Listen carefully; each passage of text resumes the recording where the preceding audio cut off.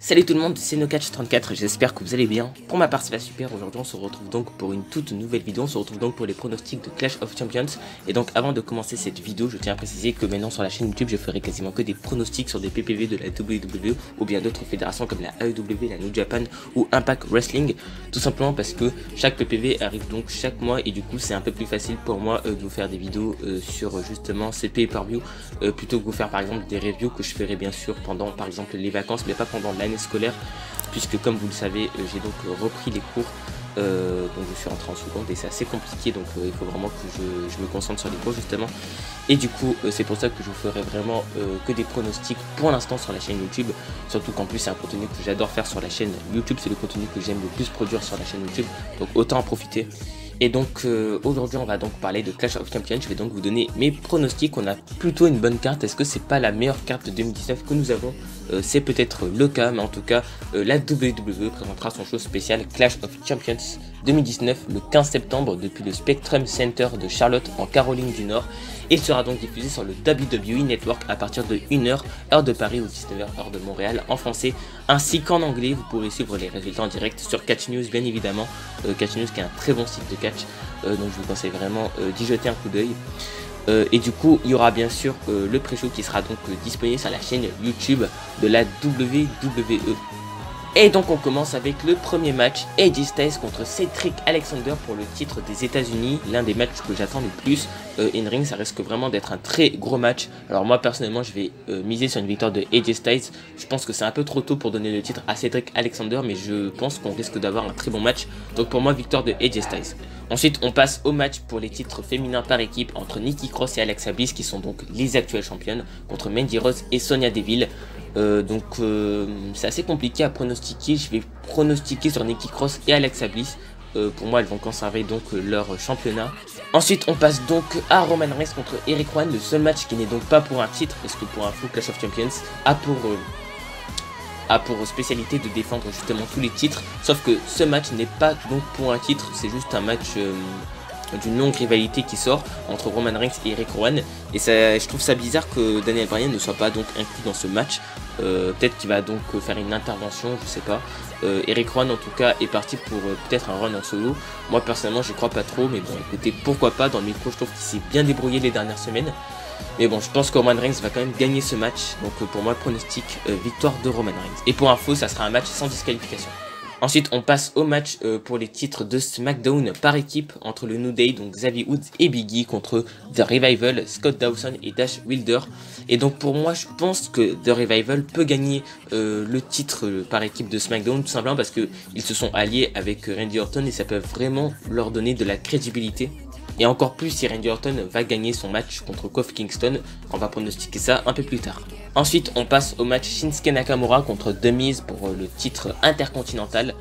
Alors là c'est assez compliqué à pronostiquer, j'ai envie de pronostiquer sur The Miz. Pour moi c'est un grand champion intercontinental. Mais bon après Shinsuke Nakamura pour l'instant n'a rien fait avec le titre intercontinental. Je pense qu'il faut encore lui laisser un peu de temps. Donc moi j'ai personnellement pronostiqué sur Shinsuke Nakamura. Mais je pense que la rivalité entre Shinsuke Nakamura et The Miz va encore continuer un petit peu.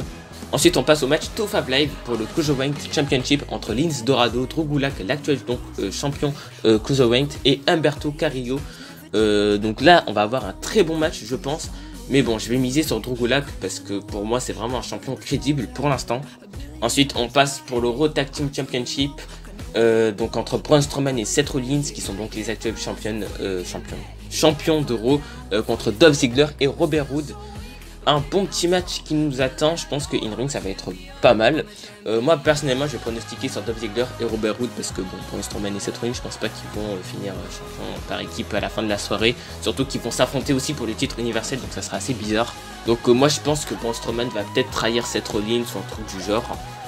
En tout cas j'espère qu'ils vont qu'ils ne vont justement pas finir champion par équipe. Ensuite on passe à l'un des matchs les plus difficiles à pronostiquer. Donc on passe au SmackDown Women's Championship entre Bayley, qui est donc l'actuelle championne, qui a fait un heel turn du côté de Raw, et qui va donc affronter Charlotte Flair. Donc moi personnellement vu que Bayley vient juste de faire un heel turn, je pense qu'elle va garder la ceinture. Pour moi ça me semble logique. Donc victoire de Bayley.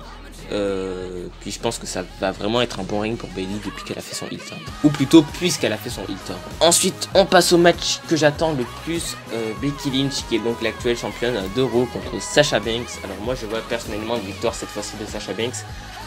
Tout simplement parce que Sasha Banks, si elle perd, elle va encore bouder. Donc voilà. Non, plus sérieusement, Sasha Banks, pour moi, elle va finir championne. Puisque de toute façon, Becky Lynch va partir du côté de SmackDown. On a eu un petit tease avec Becky Lynch en photo. Et derrière, on a donc le logo Fox. D'ailleurs, il y a eu aussi Alexa Bliss, si je dis pas de bêtises. Et même Rey Mysterio. Après, j'ai un peu oublié les autres. Mais en tout cas, pour moi, Sasha Banks va donc gagner justement le titre de Raw pour devenir justement la nouvelle championne de cette bande rouge. Puis voilà, de toute façon Becky Lynch elle n'avait pas fait un règne extraordinaire. On va voir si Sasha Banks c'est mieux. J'en doute, franchement j'en doute. Mais bon, on verra ce que ça nous réserve. En tout cas, depuis que Sasha Banks a fait son retour, la division féminine va beaucoup mieux. Et ça c'est vraiment une très bonne chose. Ensuite on passe à un match aussi que j'attends beaucoup. Kofi Kingston qui est donc l'actuel champion de la WWE contre Randy Orton. Je pense que cette fois-ci c'est la bonne et Randy Orton va donc gagner le titre. Donc moi personnellement je mise sur Randy Orton. Et ensuite on passe donc au mini-event Seth freaking Rollins qui est donc l'actuel champion universel contre Braun Strowman. Et là franchement c'est assez compliqué, mais je vais pronostiquer sur Seth Rollins et pourquoi pas une intervention de Bray Wyatt alias The Fiend, parce que le vainqueur de ce match aura peut-être le droit à un match en cash contre Bray Wyatt pour le titre universel. À mon avis ça va être Seth Rollins qui va gagner, surtout que selon les rumeurs, si on a un match entre Braun Strowman et Bray Wyatt, in-ring ça risque d'être limité. Alors moi je m'arrête pas au in-ring, pour moi le catch ce n'est pas que du in-ring. Voilà, certains s'arrêtent au in-ring, moi je suis pas d'accord, le catch ce n'est pas que du in-ring. Mais bref, ceci reste bien sûr que mon avis. Et c'est donc la fin de mes pronostics, c'était assez rapide, simple. J'espère qu'on aura un bon PPV tout simplement, on a une très bonne carte en tout cas. Dites-moi ce que vous en pensez, nous on se retrouve prochainement pour une nouvelle vidéo. Ciao tout le monde.